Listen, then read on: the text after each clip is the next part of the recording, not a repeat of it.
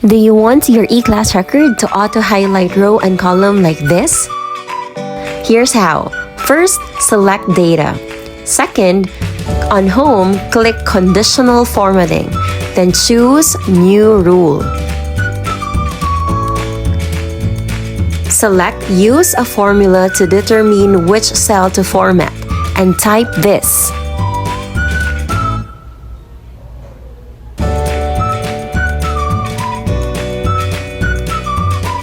Click Format. Go to Fill and choose your desired color. And click OK. Afterwards, right-click on the sheet. Click View Code. This time, choose Worksheet. You have General, change it to Worksheet. And type this. Active cell that calculate. Then close. And you're all done.